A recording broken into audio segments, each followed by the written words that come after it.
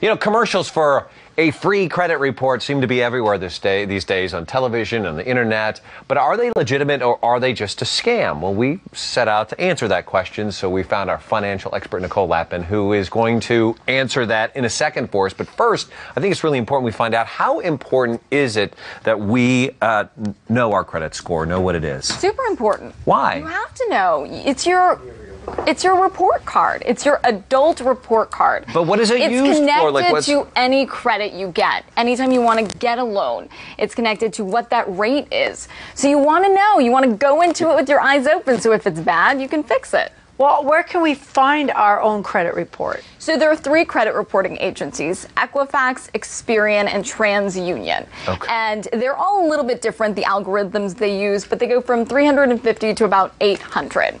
So 700 is typically a really good score. What's a bad score? Anything lower than that. After Lower than that. Would be really bad. You know, the standards have gotten so much more aggressive because now it's so much harder to get credit. So a federally backed loan, I was really surprised to see this lately, is 760. Wow. So every little bit helps these days. But I see all the time, and you say, click here for your free credit report. Do you do it? Are you a sucker like that? But wow, yes. Well, just wondering. Let's just be honest. It only takes one time. Yeah, but then it's like Fool sign me up for once. the email, and then Right. they give you. But then you twice. don't get all the stuff, maybe, or I don't know if it's legit or. Some of them are not legit. So my free credit report is one of the ones that you get a lot of commercials for, and you probably get suckered into. And that is really hard to get out of the monthly payments. So yes, you might get a free one first off, but then it's really difficult to opt out.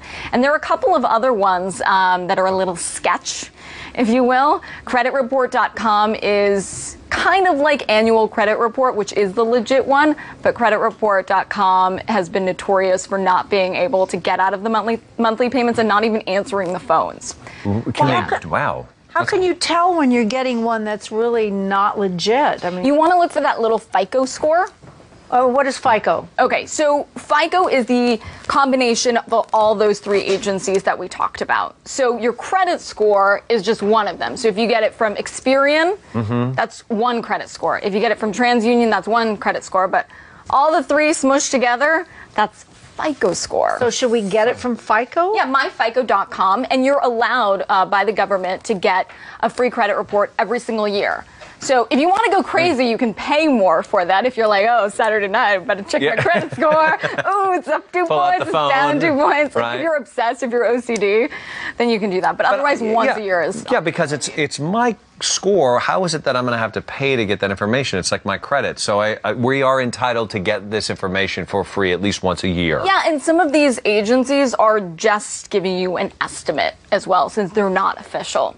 So you don't want to freak out too much if you see a credit score from one of these companies that just basically estimates what your credit score is, and they're not official. So if we look and we pretty much around the right vicinity, but not spot on. So if we look and we're like, oh my goodness, I don't like that credit score. Can we change it? Take a value.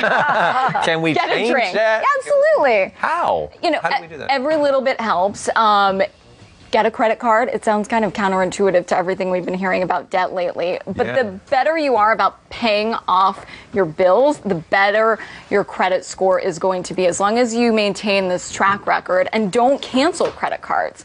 Because if you cancel a credit card that shows a bad payment history, you want to keep it, even if it's just a minimum payment. If you just keep your cable bill on it, if it's like $100 a month, just keep it so it's not shown that you're delinquent. A lot of people like to get rid of some of their credit cards so they are not tempted to use them. So if I just wanted to get rid of 1 or 2, that's going to be, and keep just the one I want to use, that's going to hurt my credit score. What's interesting? A lot of people want to just keep one, but then they max it out. So that's not the way to go, because a credit agency is looking at how much you're actually spending versus what your max is. And typically it's actually 10%.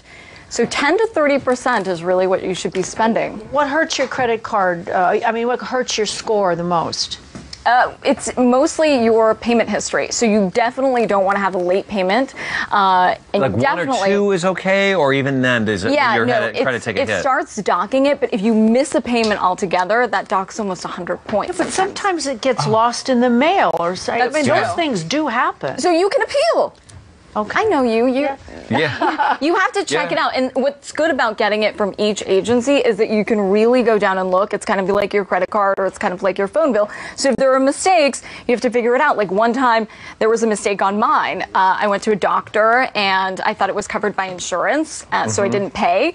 But then the doctor reported that. So I had to call the doctor and I had to get that off. Well, the sort of trappings that I have fallen into is, I feel guilty. I want to go paperless. So I get the email notifications. Yeah. Well, then I'm getting so many emails a day, and I'm trying to delete and pay attention, and then it gets down the list, and pretty soon it's not on my regular page. It's like 2 pages in, and now I've overlooked it, and I get a notice saying, oh, you didn't make your payment last month. This is important enough to get a paper version. Yeah, really. This is one of those important ones. Even if I beg and be like, please don't, they won't.